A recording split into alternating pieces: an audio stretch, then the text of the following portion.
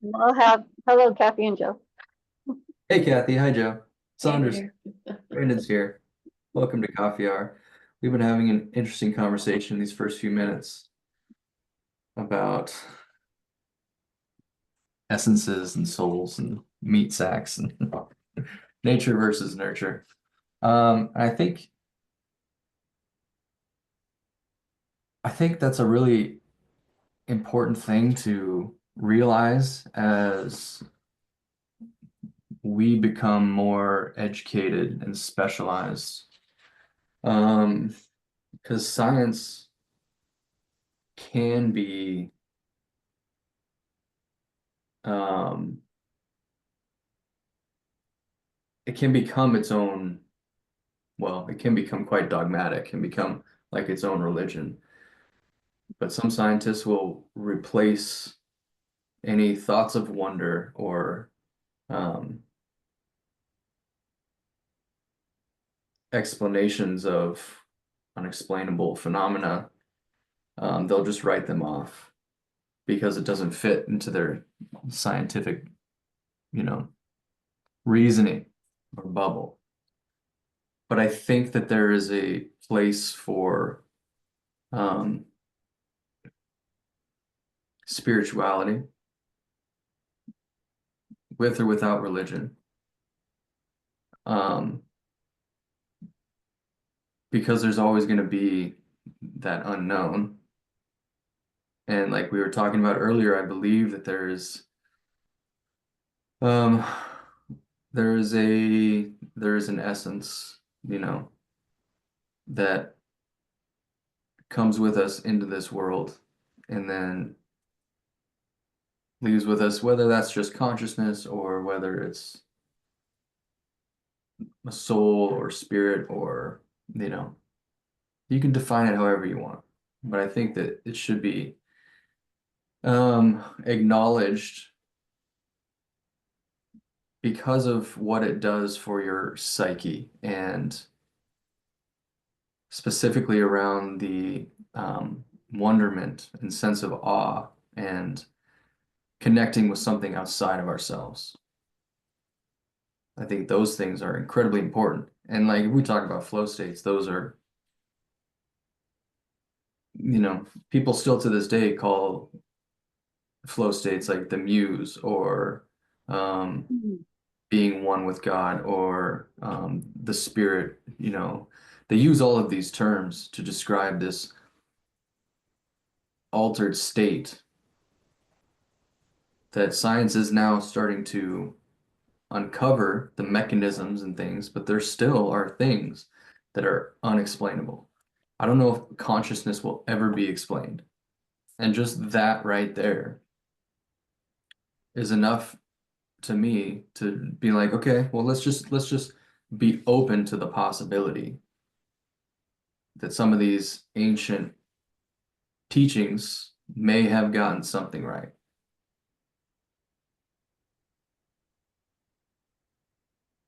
and not like just throw the baby out with the bathwater.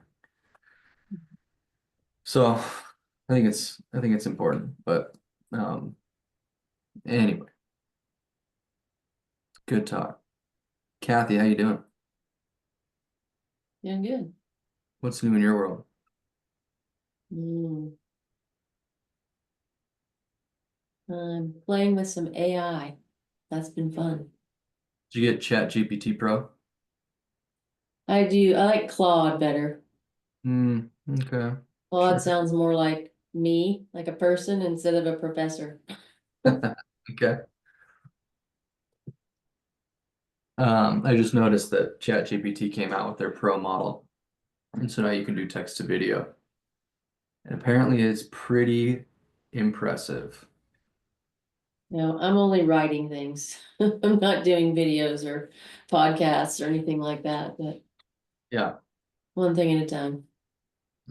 What are you using it Heck. for? To help me write blogs. For all these years I used to have a website. I just called it my blah blah blahs because I would just like write on there. I didn't ever share it with anybody and it's gone now, but I was like, here, I have all these thoughts and then all the other ones sort of start cramming in. and I get out of that flow state. And so then I would just stop. And so now I feel like I can take those things that I wrote when I was in more of that flow state and say, okay, Claude, finish this. And it does Yeah. a pretty good job Yeah. because it just kind of needs to, sort of tie it up in a bow and make a conclusion. It doesn't need to do a whole bunch more than that. Sure. But, or I also find that if I just write a bunch of stuff and put a bunch of thoughts down there and I say, make sense of this, because they're all jumbled in my head, it makes Mhm. sense of it. And I go, thank you. That's exactly what I was trying to say. Yeah. Awesome. Yeah.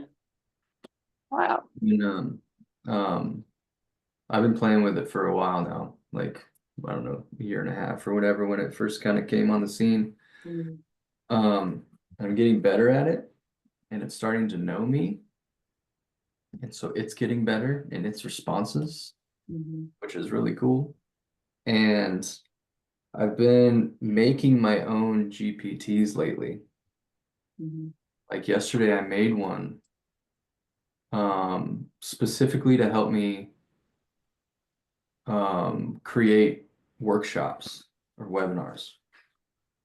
And so I put in like this whole framework and then the background and everything that I want it to use.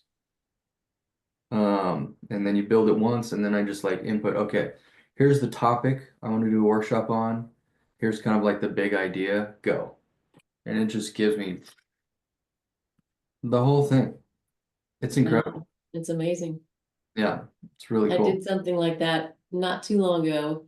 I said I was, yeah, so I also use it a lot to like take a transcript of a conversation Mm, and say like, give me the high points, give me the quotes that were important, make it make sense so that I can kind of remember it better. It's been really yeah. good for that. So I did that on a group was hiring me to speak and do a workshop in March. And we kind of went all over the place. And I was like, so I put it into the AI. It came out with this, and I was like, okay, great, da da da. So, we talked about this, that, and the other workshop thing. I'm like, so I just I didn't know if it would do this or not. I'm like, so give me a 45-minute workshop, and it in like 3 seconds. And Nice. not that I'll use that at all because I just was exploring and playing with it. But I was like, wow. And I told my husband, I was all excited. He goes, well, why don't you just get Claude to deliver the workshop for you? And I was like, that is so not the point. It's like I just didn't have to spend, like 6 or 8 hours figuring out all of the stuff I was going to do. Yeah. Yeah, it's an incredible assistant. Mm-hmm. Yeah. Yeah. Um, I have yet to explore it really at all. Do you have a recommendation of a starting point? grab one of them, Claude or ChatGPT. I don't know. There's Ask it lots of questions. other, yeah, just start asking it questions. You Anything. can, you can even ask it questions on how to ask its questions. Yeah, that's actually kind of the uh hack is Yeah. you can ask it how to prompt it better and how to get the most out of it. Like if you Mm-hmm. just ask that question, like how do I use you most beneficially for my business Hmm. or to um, you know, go work through this problem I'm having in my mind or reason through this. Or you can ask it. I use an AI journal online called Mind Sarah, and you can talk to Socrates or Aristotle or Plato or Genghis Khan. No, he's not an option. But it has kind of these preset, you know, ways of thinking based on these people and their writings and everything else. And it will give you answers like as if it was that person. So like what would Socrates or um what's the big uh Stoic philosopher, the original guy? Marcus Eugenides or Aurelius. something. He came later, I think before that, the guy that kind of started it all. I don't remember, but anyway, he's Pluto? one Was it options too. Pluto before Socrates? Plato, you mean? Plato was Plato. after Socrates. Mhm. That was Socrates is mentee. The other way. Aristotle? No, it starts with an E. Oh, Euryctid. ChatGPT. Euryctid. I don't remember. I Euclid? could ask ChatGPT right now, but Yeah. I was thinking about that, Sandra. Like, it's kind of fun when you just can tell it what you want the outcome of it to be. Like Kathy was saying, give it a bunch of thoughts and then ask for the perspective to come from three people that you think would, have wise responses that have a bunch of Mhm. information on Google, so to speak, or have written or a bunch of books. Like from a copywriting standpoint, you can be like, I want Dan Kennedy style, Gary Halbert style, and some other copywriter, right? yeah. And with ChatGPT now, I don't know if Claude can do this, but to create your own GPTs, you can, if you have PDF versions or EPUB versions, online digital versions of books, you can upload them into the software, and you can use those to create your own GPTs. So, like if your copywriting is your thing that you're trying to do, you can upload like your top 3 books on copywriting and say, okay, use these as your reference, and then I want you to create this document for me. So when you say create your own GPT, do you mean you create your own body of reference? Is that what it is? So it doesn't look at everything, it looks at just what you direct it to? Exactly. Yeah. Yep. So yeah, and with ChatGPT lately, what I've been doing is I've been using the voice function. And so I'll just have a conversation out loud with ChatGPT, and it will ask me questions. I will answer them. We'll go back and forth. That's how I created my video sales letter for my community recently. As I just said, look, I need to make a video sales letter. Help me out. Ask me some questions. And we started getting into it. And then I had like a framework that I wanted to use. So I'm like, okay. And then here's the next thing. And it's just like you just talk your thoughts, and it'll prompt you with further questions. And then at the end, you're like, all right, now I want you to take that and I want you to just write out a script that I can use to create this video. And it nailed it. It was great. So sometimes, I used it for tech support the other day. nice. Yeah, I wanted to I have this intake form in Google Forms that then the data goes to a sheet. But when I'm looking at it, that's not the most helpful way to look at it. So I said, how do you turn this Google Doc into a doc, or this sheet, this like one respondent into its own document? And it literally came up with all the code that I had to put in there. It said, copy this into here and do this, this, and this. So I did that. When I got to a problem, I said, I got this error code. It says, okay, do this instead. And I got another one, and it worked. That's awesome. That was amazing. The only limit to what we can do with it at this point is our own ability to be creative and know what it's capable of. Mhm. There's so many uses. It's incredible. And now with the ability to make videos, and like I saw one the other day, this person just uploaded an audio recording of themselves and a few pictures and said, just make me this video. And it came back like flawless, looked exactly like him, and sounded exactly like him. I could not tell the difference, which is pretty Wow. wild. Like you're gonna start seeing a lot of, I mean, there are already a bunch of, deep fakes and stuff out there. And I was listening to a podcast with a guy named Mark Andreessen, who's a big tech guy, one of the original founding investors in Facebook, and he's kind of like one of those savants, like sees the future type of tech guy because he's got his hands everywhere. And he is also an investor in OpenAI, and they have a bunch of different things that they're working on now. And one of these text to video things is one of them. But um, he was talking about politics and how the next election is probably going to be the first completely internet election. There will be no more need for doing like television interviews, at least with like legacy media, because it'll all just be online. Everything will be online. They might do podcasts, long form stuff, and then they'll just take all that content and push it out on social media platforms and everything else. But the thing you're going to have is like a ton of AI. And so it's going to be incredibly easy to create fake videos of political figures saying whatever you want them to say. Mhm. Right. So then the problem that comes from that is like authenticity. How do you know if it's fake or not? And he actually had a pretty elegant and simple solution, which was to put it on the blockchain. You guys know what the blockchain is?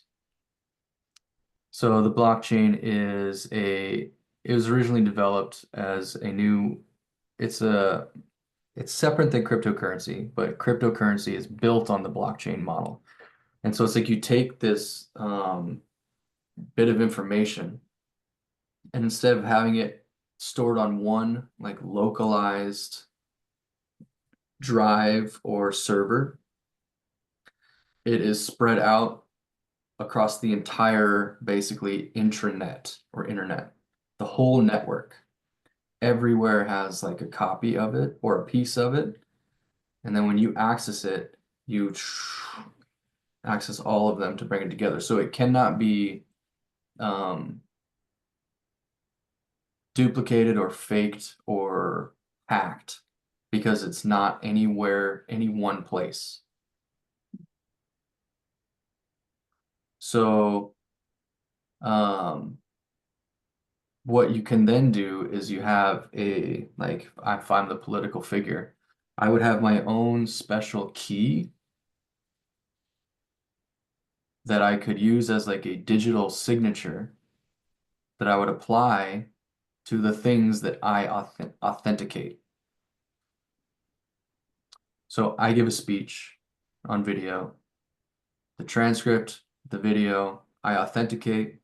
And so every piece that's taken from that would be authenticated with this key, and you'd be able to tell that it's authentic and it's me and it's not a fake. Anything that doesn't have that key basically is just inauthentic, it's fake. So the blockchain, I think, with AI is going to be really important, which means that cryptocurrency is probably going to start to become more and more important as well. Getting into some pretty wild stuff here. Yeah, but it's all coming. It's Yeah. it's like it's interesting to I didn't have a computer till grad school. So it's it's an interesting shift in the world. And my mom is just she can barely text, right? So the range that's come, and then I'm trying to think about what's coming and how do I stay current with what's coming. It feels overwhelming. Yeah, you just surrender to it. Yeah. Because we've reached a tipping point to where the rate of expansion and advancement in technology is exponential. Just think of in like the 80s, 90s, the internet started to come out. In the 90s, we had the dot-com bubble and that whole revolution. The speed at which you could compute things was like a few hundred kilobytes per second. Okay. Within like 10 years, that, increased like 100 times.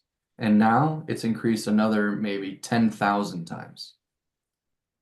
To whereas before that, it took like 50 years from the first computer to like the internet. And then 10 years it doubles, and then 5 years it doubles, and then 2 years it doubles. It just becomes exponential. So now it's like every month it's doubling. So you're going to reach a point they call the singularity, where it runs away. And some estimates, Sam Altman from OpenAI estimates that by next summer, we're going to have the first AI that achieves sentience, what they call artificial general intelligence. And that means hold on to your hats, kids, because there is no predictions after that. You can't predict what's going to happen after that. That is the singularity, basically. And you get all sorts of opinions on both sides of it. I'm an optimist. I think we're moving into a golden age as long as we don't blow ourselves up. But if we can make it through and stop sending missiles to Russia, like dropping them on Russia and provoking World War III, then I think we're moving into a golden age. Just look at health, like how much AI will change our health. Take a drop of your blood, put it in the AI, and it will tell you exactly everything that you need to do. No human error. And it's, pretty astounding how amazing it can be. The human error was only maybe in the programming. Well, yeah, that's an issue. Well, also will the human actually go do anything with Also an issue. it? Also an issue. But that's why coaches will never go away too. Like our jobs are safe. It will change the way that we work. And I think the value is going to be more in creating community. Because like my ability to write a fitness program, I mean, that one that I wrote the other week, I wrote that all out myself because I haven't been able to train the AI to incorporate applied neurology because it doesn't have a reference for that yet. Mhm. So neuro coaches are still on the fringe and they're not going to be replaceable for a while. But a regular fitness program, I don't need to write that anymore. It takes 2 seconds, right? But the accountability Yeah. and the coaching and the feedback and that kind of stuff, yeah, that's not the motivation. That's you can't do that with AI yet. You will be able to eventually to a point, but the community and the human interaction is going to be the thing that will never go away.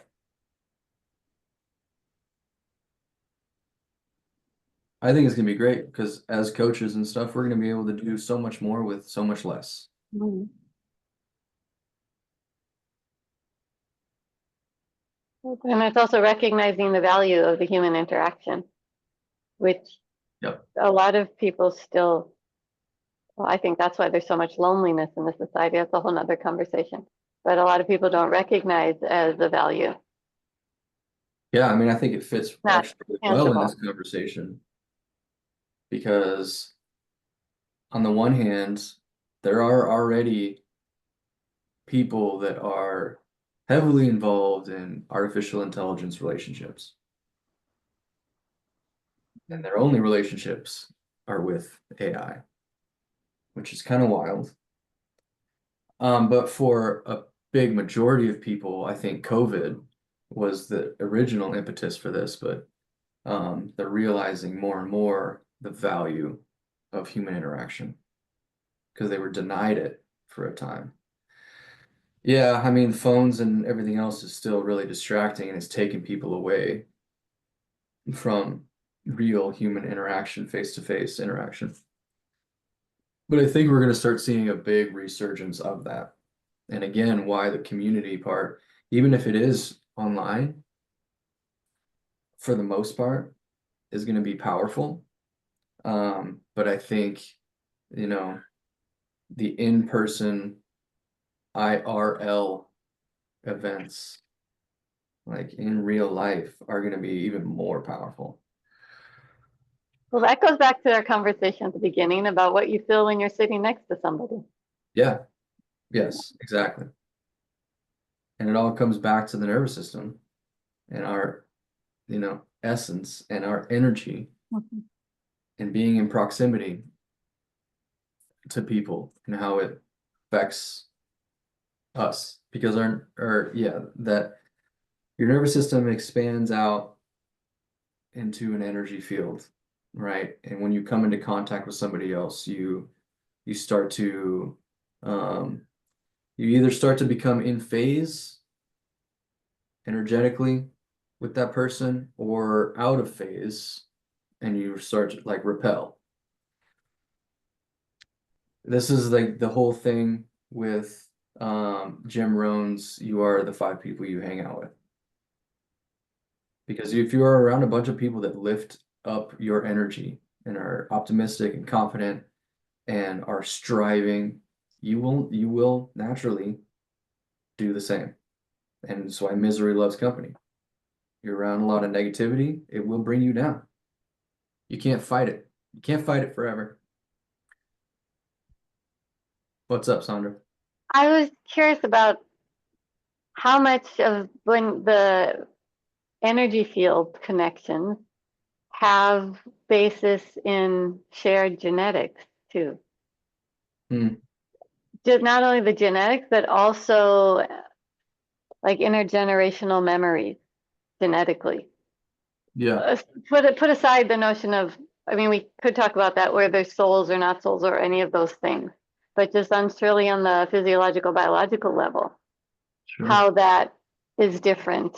Like when you're around people who have a similar, maybe historical experience in their families, and they're all Mhm. together in one room, like even if their families had it generations ago, or their ancestors did. Or also, how is it with the people you're closest to genetically? So those are two related questions, but it just, like when I'm in the room with my parents and my brother, that kind of thing, the energetics of it, how much is it shaped because of nature and because of nurture?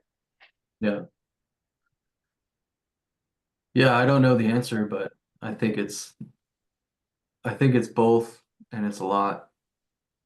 The more similar you are in your genetic makeup, and also that's one side, and then the more similar you are in your history and the things Yeah, you've experienced. I mean, look at how um, people that go through wars, like I'm thinking of the book Tribe by Sebastian Junger. He was a war journalist. Has anybody read that book? I only heard of it. It's it's a short book. It's not that long, but it's very good. And um it's this whole concept of people that go through traumatic experiences together are bonded for life. Like you create such intense bonds by going through that. In some ways, actually, people look back on those events as some of the most impactful and not always in a negative way experiences of their entire life. He tells the story of these teenagers in Bosnia during the Yugoslavia kind of conflict, Bosnia Serbia conflict. Um, and they're just like living in chaos, bombings every day. Like their homes are destroyed and they're just like gathering in, whatever cover they can find. And they look back on those experiences as like the best times of their lives. They're just running around and they're so connected and they're so like, you know, in the moment all the time. It's really, really interesting. Um, and then if you like that book, you should read War by Sebastian Junger, where he follows these people around in Afghanistan during the initial conflict with the Taliban. They actually made a documentary about it called Restrepo. That one's intense, really intense and graphic. And he was there following these people around in a war. Like, so you're gonna you're going to get all of it. But again, it's just telling the same story about these incredibly traumatic experiences and how bonded these people became to each other and to the experiences, so much so that, when they come back, they're completely lost. And they have PTSD and they have all these things, but it's about missing out on this incredibly heightened state of their nervous system. Some might say flow. And then they come back and they have no access to that. It's gone. And it's like a drug that they're so addicted to, and they have withdrawals, and it's crazy stuff. But there's varying degrees of all that, and I think it is carried through generationally. You think of kids of war veterans, and even those kids have commonalities that they share because their parents went through these things, and they were passed down for better or worse. But yeah, I believe nature and nurture both play into that. I don't know how much, but I would say it's a lot.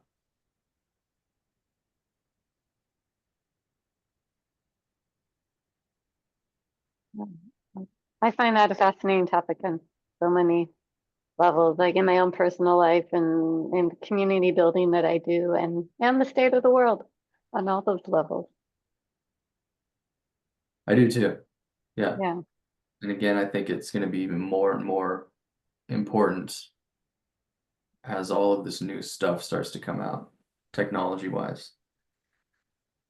The better we get at building and fostering community, the more successful I think we'll be.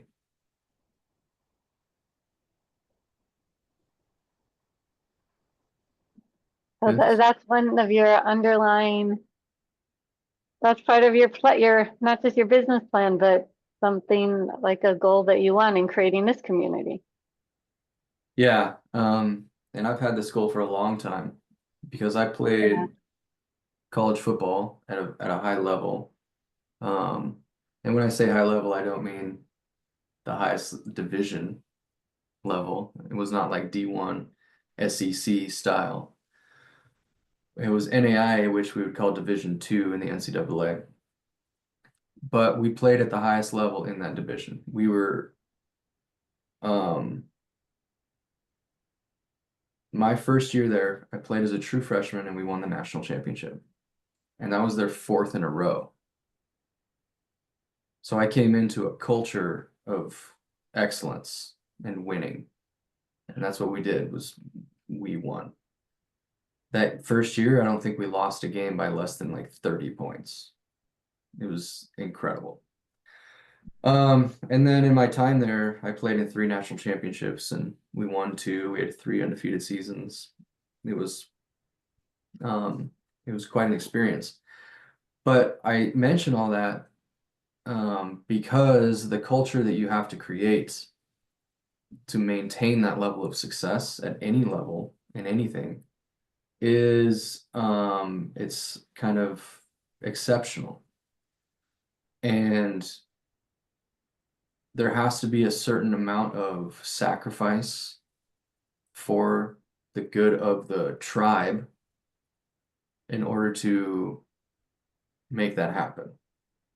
For instance, for me personally, I sacrificed my own personal glory for the team so that we could be successful. I could have played on offense in a position that gave me more accolades.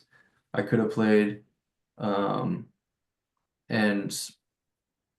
selfishly to make more tackles and go for more interceptions and blah blah blah to pad my own stats to become, first team All-American and all that.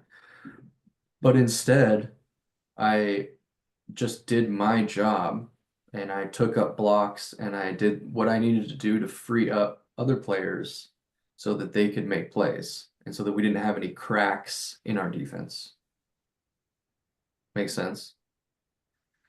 And I'm not the only one. There's many players that did that. We played our roles, and certain players got great accolades, and they were incredible players, but things were set up for them to do that. And I was fine with that. I mean, I was elected the captain of the team, so I was no slouch, right? And I was a second team All-American, and it was great. I mean, I made on the cover of Sports Illustrated, for goodness sake. Like, I'm not complaining. But, there was that level of sacrifice that many other teams we saw didn't have that. They had standout players that tried to do everything, and they were just really in it for themselves. And they could make it a certain distance, but they would never go all the way. And so all that is to say that I experienced a level of community, and we called it brotherhood, and camaraderie, and group flow, and collective effervescence, and all the things we recognized it was special, but we didn't know how special until we were all gone. Mhm. And I spent 20 years searching for that. Mm. And I've had little glimpses of it, but I've always kind of known in my heart that I needed to build it myself if I was ever going to find it again. So that's what I'm trying to build. Something approaching that. So that's kind of where it comes from, and why I will actually fairly soon start kicking people out of the group. Not because like people are doing bad things or anything like that, but I want to build something that is vibrant. And I'm not really interested in having 10,000 members that don't do anything or engage. I would much rather have 100 that are really engaged and that, are building a vibrant community where they feel safe and feel connected and can build that tribe and start doing like in-person events and all of that stuff. So, yes, that's kind of where it all comes from, is my sports background. Um, and that's where I wanted to go.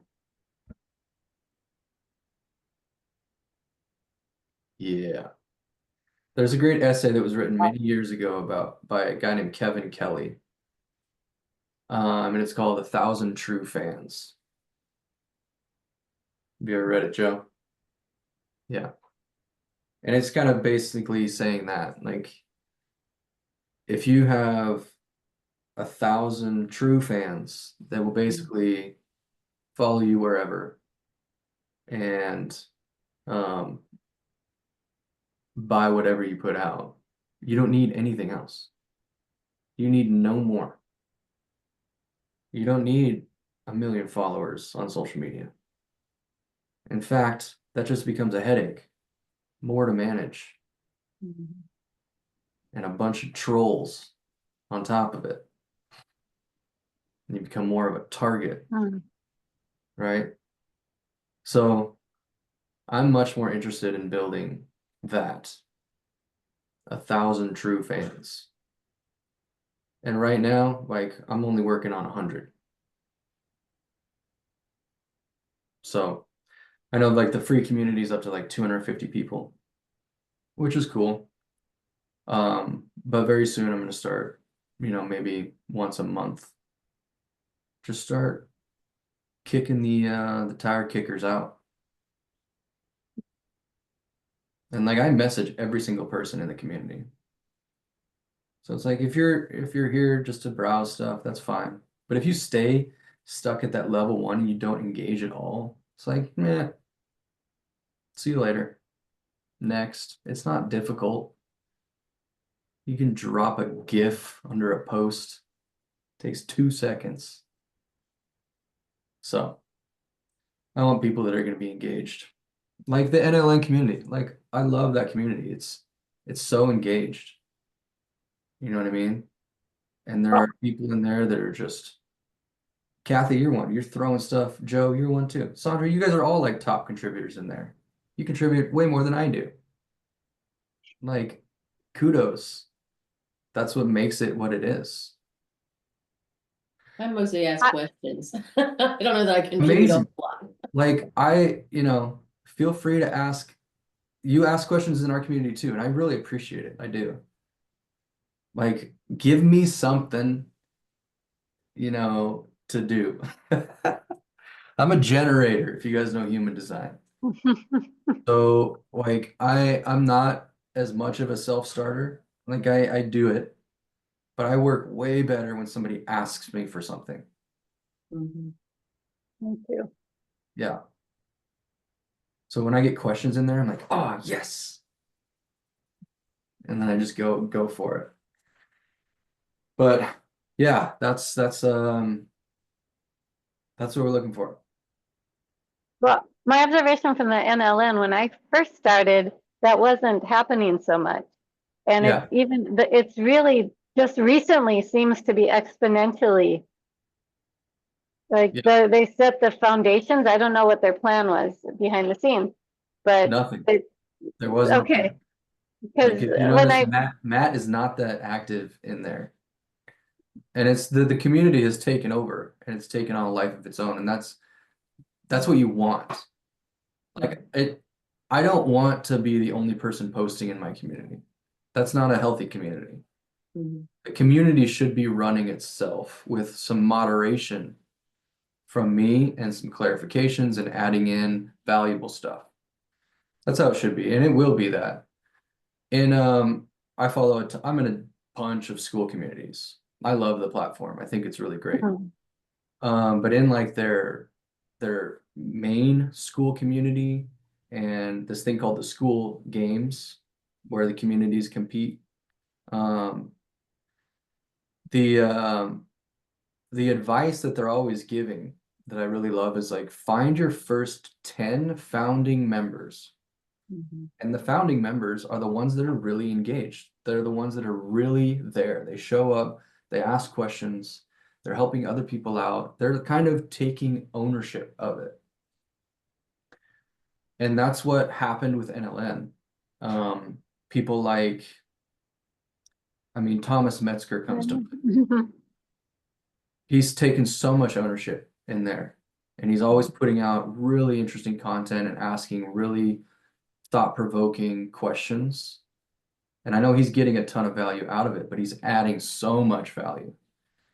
It's really cool to see. And there are many other people like that. Like Kathy, you asking all those questions because 100 other people have those same questions, right? So when you ask those questions, you're helping yourself and you're helping out a bunch of people too. So Can I ask a question now? yeah, please. It's kind of not related to community, but I have kind of wondered this for a while. This is about NLN in general. And I asked Matt, but he didn't answer me. Is this thing that we're doing a certification? And if not, why does he not call it that? Well, I don't know let's just look up. He doesn't call it that because it's not a certification. It's not accredited. It's got to be an accredited thing through universities, but there's not really an accreditation process for the material of it, the way that I understand. Well, He like when I gives took NSI, I'm a certified NSI Yeah, practitioner. because they actually went through the International Coaching Federation accreditation process. Yep. Yeah, but I'm also a certified Uzazu practitioner and they haven't done that. I mean, I know Yeah, that so certification is literally like worth the paper it's written on, right? yes, certification as a term doesn't matter. Right. You can put that But on it any, matters to other people. Like if I just say, I took this year-long applied neurology mentorship course, people are like, great. But if I say, I'm certified in NLN applied neurology, then they feel like it's worth more. It's a it gets to be a sketchy boundary when you're dealing with the medical world of functional neurology. Mm, I think is one of their biggest reasons to just say, hey, let's just stay away from the potential legal threat that using specific words can have an impact on. Yeah, okay, that you makes know, sense. yeah, like NLN and Matt, Kathy, they're just erring on the side of safety Mhm. and liability on that. Like NSI can more freely use the term because they did go through the accreditation process, which Matt and Kathy just haven't done yet. Um, I mean, you could feel free to But for use it. ICF, You got a certificate. yeah, I know, but for ICF to be accredited with ICF, it doesn't have anything to do with what your content is. It's, are you teaching the ICF competencies and are you teaching the ICF ethics? Well, there you go. Yeah, they just haven't taken those steps. And again, like, what does that even mean?